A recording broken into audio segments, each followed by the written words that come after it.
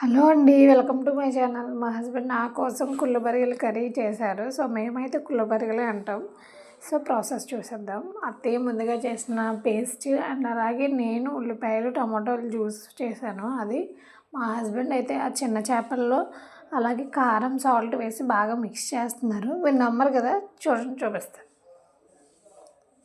చూసారా, మళ్ళీ నా చున్నీ ఓవర్ యాక్షన్, నా చున్నీ కట్టుకొని మరీ చేస్తున్నారు. టమాటో జ్యూస్ అండ్ అలాగే పొయ్యి మీద తప్పలు పెట్టి ఆయిల్ వేసి నేను ముందుగా ఆడిన ఉల్లిపాయల పేస్ట్ బాగా మిక్స్ చేశాడు.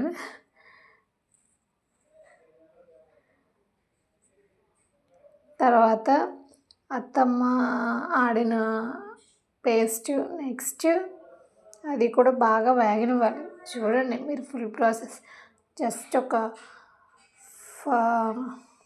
4 minutes and 50 seconds అంతా ఉంటుంది. ఇంకా తక్కువే ఉండొచ్చు మేబీ. వీడియో చూడండి ఫుల్గా. టమాటో జ్యూస్ వేసి అది కూడా బాగా వేగనిచ్చాడు.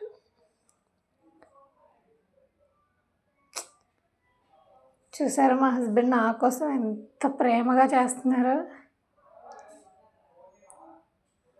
అది ఓవర్ యాక్షన్ అనమాట.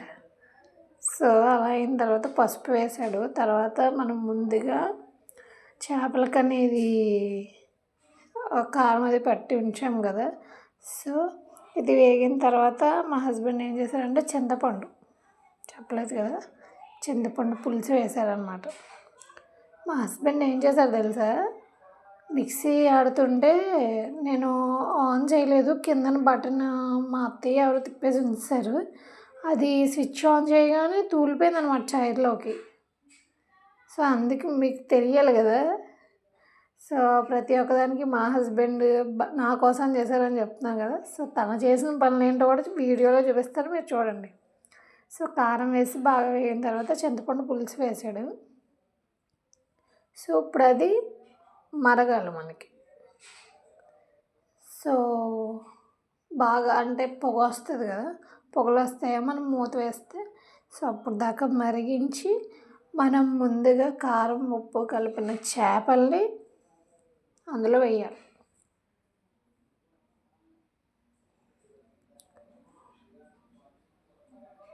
మా హస్బెండ్ నా కోసం చేశారన్నారు కదా. సో నాకు యాక్చువల్గా చేపల పులుసు చేయడం రాదు.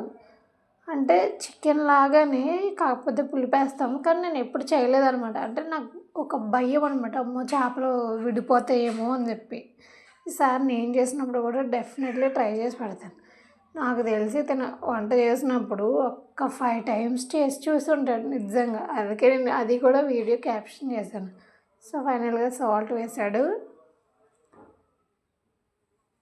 చూసారా చారు మీరు చూడొచ్చు, కొంచెం పైకి కొంచెం బాగా మరిగింది, కిందకి దిగింది చూడండి అంచులు అంట. చూడండి మళ్ళీ టేస్ట్ చూస్తున్నాడు. సో ఫైనల్గా మన చేపల పులుసు రెడీ. తనే కొత్తిమీర కట్ చేసాడు కత్తిపీడతో. సో కొత్తిమీర కూడా వేసాడు అనమాట. నేను అన్నీ చేశాను కానీ కొత్తిమీర కోయడం మర్చిపోయా, తను కోసారు. ఫైనల్గా మన చేపల పులుసు రెడీ. కొత్తిమీర వేసేసాక మన చేపల పులుసు దించేయడమే, ఇంకేం లేదు. కానీ తిను వంట చేసినప్పుడు చూడండి చూపిస్తా స్టవ్ ఎలా చేసాడు.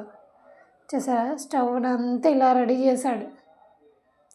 అంతే కదా, ఈ హస్బెండ్స్ని వంట చేయమంటే మనకి ఇంకా చుక్కలే. వంట చేస్తారు కానీ వాళ్ళు వంట చేసిన తర్వాత మనం క్లీన్ చేసుకోవడానికి మనకి చుక్కలు కనిపిస్తాయి. ఇంకా నిజమే కదా. మీ హస్బెండ్స్ ఎప్పుడైనా మీకోసం ఏమన్నా కర్రీ చేస్తే తను కిచెన్ ఎలా చేశారన్నది కామెంట్ చేయండి, మీరు మర్చిపోకండి. సో తనకి ఏంటంటే గ్రేవీ టైప్లో ఉంటే ఇష్టం అనమాట, పులుసులా కాకుండా. అండ్ అలాగే నా కోసం ఇది పురటాలు, అంటే బేబీ పుట్టిన తర్వాత తింటే ఒక 3 months తర్వాత నుంచి పాలు పడతాయంట. సో అందుకనమాట.